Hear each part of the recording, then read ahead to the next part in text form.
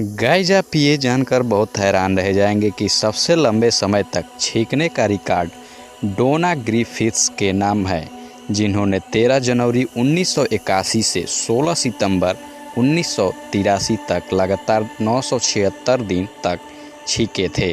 यह record Guinness world record में दर्ज है। जी हाँ गाइज, ऐसे ही अमेजिंग वीडियो के लिए हमारे यूट्यूब चैनल को सब्सक्राइब कर लें। वीडियो अच्छी लगी हो तो प्लीज़ लाइक एंड शेयर ज़रूर करें। चलिए मिलते हैं अगले वीडियो में।